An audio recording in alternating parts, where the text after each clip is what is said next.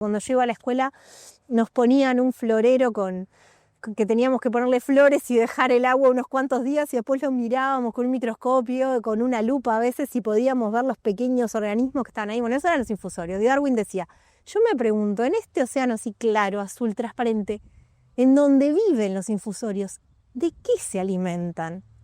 Y la respuesta llegó 100 años después o más. Es de qué se alimentan, de las bacterias. Justamente se alimentan de estos otros organismos que son aún más pequeños. Entonces son los que están en la base del desarrollo después de todo lo que es la trama trófica.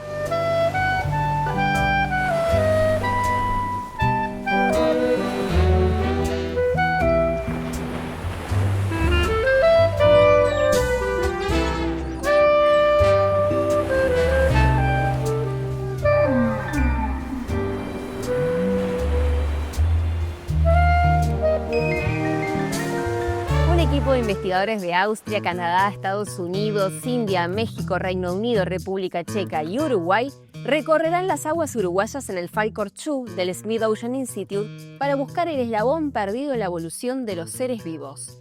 El eslabón perdido es un microorganismo, pero primero tenemos que entender algunos conceptos.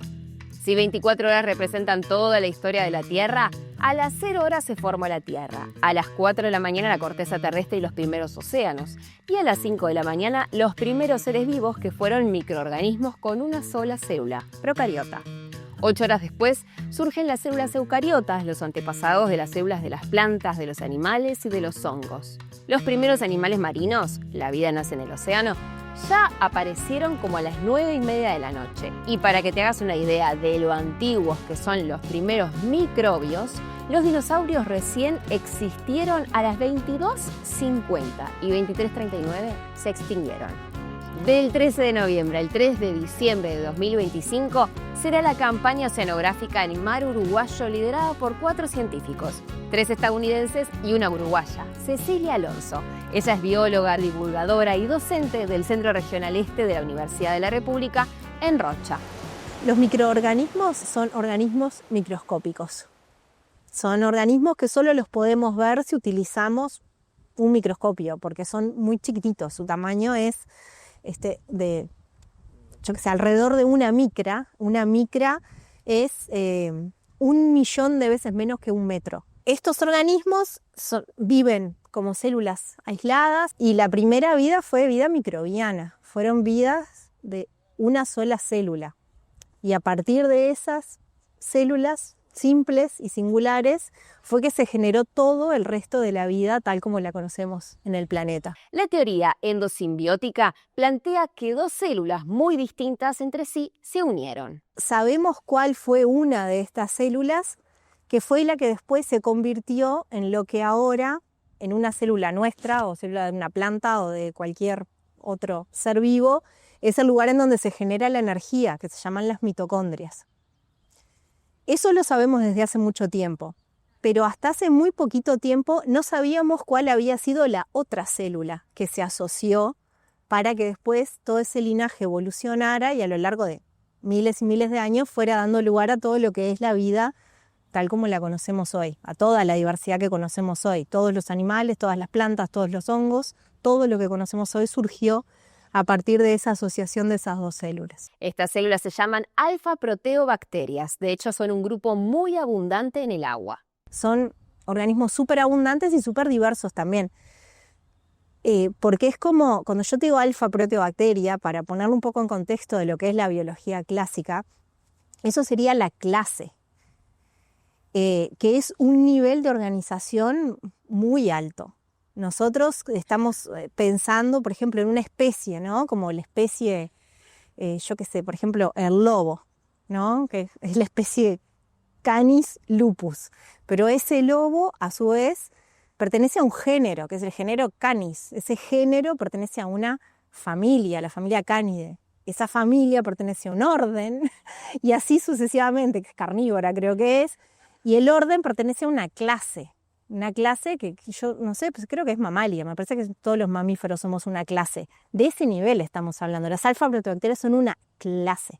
Es algo muy grande. Y dentro de esa clase, uno de los grupos se transformó en lo que fue la mitocondria, en lo que es la mitocondria. A los microbios o microorganismos solo se los puede conocer analizando su información genética, su ADN, que está presente en el ambiente. Esto se hace a través de una técnica que se llama secuenciación masiva, donde se obtiene además muchísima información. O sea que tenemos una célula. ¿Qué pasa con esa otra que no se sabe cuál es? Bueno, lo que pasa es que durante mucho tiempo no sabíamos cuál era, no teníamos ni la más mínima pista. Pero en el año 2015, en una expedición que hubo en el Atlántico Norte, se encontraron en unos sedimentos, los sedimentos es lo que está debajo del agua, lo que vendría a ser como el suelo, el piso del océano. Se encontraron a partir de la secuenciación de los genomas, y a partir de ahí fue que se encontró este grupo de arqueas, que como fue cerca de una zona que se llama el castillo de Loki, Loki es uno de los dioses de la mitología nórdica, le pusieron las Loki arquea. Y a partir de ese entonces, lo que se descubrió, porque gracias a estas técnicas se puede reconstruir toda la información que tiene en el genoma un organismo, aunque sea un organismo que nosotros no lo estamos viendo ni lo estamos pudiendo separar de todo el resto de los que están ahí, podemos reconstruir su genoma, y se encontró que tenía características que eran más similares a las células de los animales y de las plantas, a las células que son conocidas como eucariotas. Y entonces ahí fue que se empezó a decir, bueno, ¿qué fue lo que encontramos acá? ¿Qué es esto? Cosas que solo se pensaban que las células eucariotas tenían. Es como una estructura interna que hace que puedan tener determinadas formas, bueno, y que puedan hacer determinados movimientos, todo lo que da la estructura interna de la célula. Y bueno, y se encontró que estas arqueas tienen la información genética para generar parte de esas estructuras. Y eso fue lo que, lo encontramos, el eslabón perdido. Y bueno, pero eso fue en el 2015, hace nada. Fue ayer, hace nada. Estas arqueas, a partir de que se descubrió ese grupo de las Loki arqueas, y después se descubrieron otros grupos relacionados, a los cuales también les pusieron nombres de otros dioses de la mitología nórdica, y de hecho todo el grupo se denomina Asgard, y por eso esta campaña, si la buscan en la página web del instituto, del Smith-Ocean Institute, que es el que pone el barco, se llama Buscando a los Asgard, que son los dioses de la mitología nórdica, pero bueno, en este caso son estas arqueas. Hasta ahora lo que se ha visto es que suelen estar más abundantes en lugares que son muy ricos en nutrientes, en materia orgánica. Y bueno, y nuestro mar territorial tiene esas características, porque nuestro mar territorial tiene la influencia del Río de la Plata, tiene la influencia de dos corrientes, la corriente de Malvinas, que es una corriente fría, rica en nutrientes, que viene ascendiendo desde la Antártida, y la corriente de Brasil, que es una corriente más cálida, más pobre, y que tienen su confluencia justamente enfrente a Uruguay. Y toda esa interacción entre todas estas diferentes masas de agua hace que nuestro mar territorial es un mar muy productivo. Eso lo vemos en la cantidad, en la enorme diversidad, que aparte ahora lo estamos viendo gracias a la otra campaña del Falkor, la enorme diversidad que hay de vida que podemos ver a simple vista, ¿no? ¿Ese eslabón perdido ya se encontró aquí en Uruguay? ¿Ya lo observaron ustedes? En el año 2014, en el marco de una iniciativa internacional para muestrear todos a la vez el mismo día, para muestrear el océano, distintas personas trabajando en ecología microbiana en todo el mundo, establecimos ese observatorio y bueno, y a partir del año 2018 lo pudimos, también gracias a una colaboración internacional, pudimos empezar a muestrearlo regularmente. Ahora llevamos casi 10 años de muestreo ahí, no, más de 10 años de muestreo ahí, y 2 veces las encontramos. Nosotros no estamos trabajando con ese tema en particular, nosotros miramos toda la diversidad porque nuestros objetivos son entender cuestiones más ecológicas, estos son cuestiones más evolutivas, claro. Pero las encontramos. Es poco haberlas encontrado 2 veces, pero es muy significativo. ¿Por qué? Porque, como les dije al principio, normalmente estos organismos se encuentran en el sedimento. Nosotros no muestreamos el sedimento, muestreamos la columna de agua, o sea, muestreamos el agua superficial, además lejos del sedimento. Entonces, haberlas encontrado ahí fue muy significativo porque justamente estas son las que estamos buscando, las que queremos encontrar porque son, dentro de todo ese grupo de arqueas, son las más factibles que sean nuestro ancestro. Dependiendo de nuestra campaña va a cubrir sitios que son bastante costeros, por esto que les digo que nos interesa algunos lugares específicamente donde pensamos que pueda haber más de estas arqueas, y vamos a hacer sitios que están en la plataforma y sitios que están en el talud también. Y después vamos a hacer profundidades entre 50, 60 metros hasta, sí, 3.000, 4.000. Algunos de estos microorganismos se encargan de la fotosíntesis, o sea, se alimentan del carbono del ambiente y generan oxígeno. Y otros microbios se alimentan de materia orgánica disuelta en el mar. Son los que hacen la producción primaria en el océano, son los que hacen la fotosíntesis, y a partir de ahí, que es donde se genera la materia viva, se puede trasladar a los siguientes niveles tróficos. Pero alguien la tiene que generar, son las plantas del mar, digamos. Alguien tiene que, del sol como fuente de energía y del CO2 como fuente de carbono, se tiene que poder generar la masa viva para después alimentar a todo el resto. A esos pequeños organismos se lo comen otros pequeños organismos, pero que ya no son procariotas como esas células que no están compartimentalizadas y que no tienen organelos.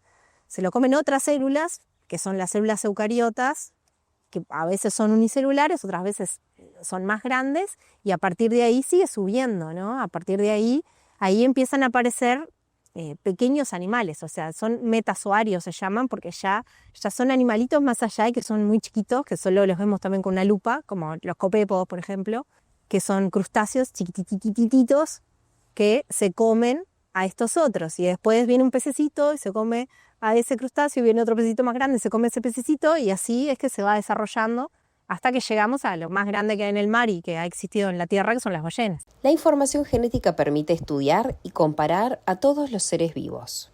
Y con esa información genética, si nosotros tenemos un árbol, si este es el árbol de la vida, acá esto es una rama gigante, son las bacterias, que esto es un dominio, se llama, tiene 3 dominios el árbol de la vida. Después acá abajo hay otra rama, está así la rama, en realidad, que son las arqueas, a las cuales pertenecen estas células que estamos mirando en la expedición.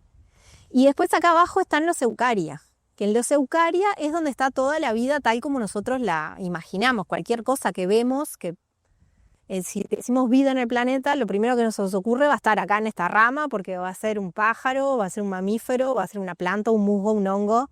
Todos esos están acá, nosotros estamos acá también. Pero esta parte del árbol, si esto es todo el árbol, esta rama es la que domina, es la que tiene mayor diversidad y mayor cantidad de organismos. Después está esta otra, de la de las arqueas, y después está la de los eucariotas. En términos de diversidad genética y en términos de cantidad de linajes que tenemos, esta parte del árbol es muchísimo más grande. Lo que pasa, no los vemos porque son microorganismos, pero son los que tienen la mayor diversidad genética del planeta. ¿Cómo llega a ti la invitación? Me invitaron a participar de un taller en Woods Hole, en Estados Unidos. Woods Hole es como una de las mecas de la oceanografía. Y me invitaron a participar de un taller ahí para la escritura de un programa científico internacional que justamente está basado en mirar cómo los microorganismos son los que llevan a cabo los procesos más importantes en el mar, los procesos de los ciclos de los nutrientes en el mar. Y bueno, hay todo un programa internacional en torno a eso, me invitaron a participar y me pidieron que hiciera una presentación. Y fue realmente una oportunidad muy especial, porque no era un congreso de los típicos que vas a hacer presentaciones, sino que era algo para sentarse a trabajar, a escribir. Pero había algunas presentaciones y bueno, me pidieron que hiciera una. Y ahí conté del observatorio.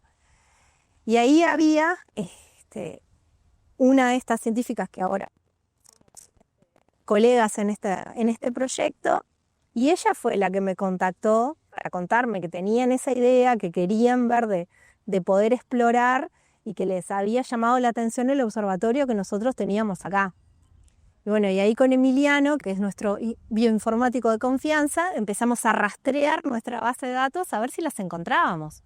Y ahí las encontramos. 2 secuencias en miles de millones de secuencias que tenemos, había 2 que eran ellas. Y ahí fue, bueno, match. En ese momento escribieron el proyecto que fue aprobado por el Smith Ocean Institute.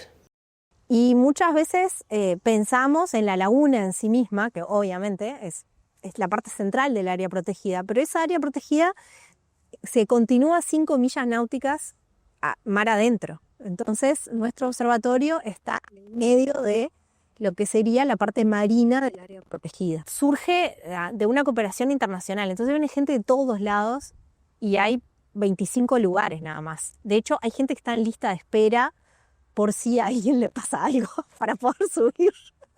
¿Cómo es el observatorio aquí en el Cure en Rocha? El observatorio es enfrente a la Laguna de Rocha. O sea, la Laguna de Rocha es un área protegida.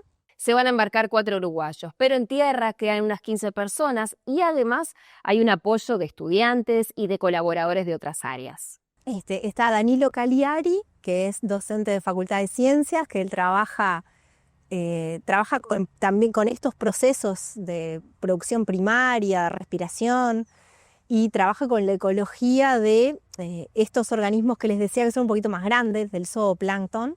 Va a participar Juan Zanetti.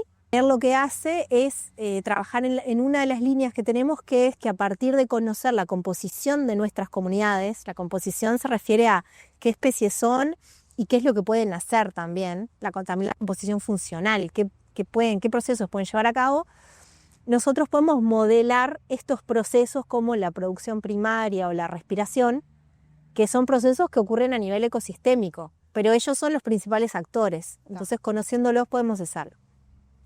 Y después la otra que se va a embarcar es Lucía Frones, que también es estudiante de maestría, y ella lo que va a estar haciendo es avistamiento de fauna marina, porque más allá de que el foco de la expedición global son los microorganismos, nosotros lo que tratamos de hacer es poder sacar la mayor cantidad de información posible. Entonces, bueno, uno de los grandes logros fue lograr tener un espacio para que hubiera observación de fauna, de macrofauna, digamos, a bordo. Los que estamos ahí somos como la punta del iceberg. ¿Hay posibilidades de descubrir algún microorganismo? Sí, seguro. Sí. ¿Pondrán nombres como aquellos nórdicos tenían nombres de dioses? ¿Ya habrá algún nombre guaraní? Algo guaraní, de juego de fútbol, no sé. Ahí va a haber que ver a la creatividad. A diferencia de lo que pasa con las especies macroscópicas, que la vemos y a veces por las características morfológicas ya nos damos cuenta de que es otra especie, porque nunca habíamos visto, yo que sé, una estrella de mar así. Con los microorganismos, en realidad lo que se requiere es poder aislarlos, cultivarlos, además de generar la información genética, hacerles pruebas para ver qué cosas son capaces de qué sustratos, por ejemplo, son capaces de comer, de qué se pueden alimentar, de qué no, si respiran oxígeno, si respiran otra cosa. Por los microorganismos hay muchos de ellos que no respiran oxígeno, respiran usando otros elementos. Entonces toda esa caracterización es muy laboriosa, es un trabajo bastante ingrato. Y lleva tiempo. Lleva mucho tiempo y realmente especies de microorganismos descritas así formalmente hay pocas, porque es difícil, ya nomás meterlas en un laboratorio y que crezcan es muy difícil, y hacer toda esa caracterización es bastante laborioso. Hay toda una movida que va en el sentido de poder llegar a describir las nuevas especies solamente basados en la información genómica. Y bueno, en ese sentido sí seguro que vamos a descubrir un montón de cosas, porque además es lo que encontramos sistemáticamente, que cuando vamos a lugares que están submuestreados, que están subrepresentados en lo que es el conocimiento a nivel internacional, siempre encontramos novedad. Eso lo vemos, por ejemplo, en un trabajo que hacemos con una red de ecología microbiana acuática, que es latinoamericana, y estamos analizando los patrones que vemos en agua dulce. Esto no es en el mar, es en agua dulce. Y la cantidad de cosas nuevas que encontramos ahí al respecto de lo que hay en todas las bases de datos del mundo es un montón. Y ni siquiera tenemos relevados todos los ambientes de agua dulce de América del Sur, solamente con los puntos que encontramos.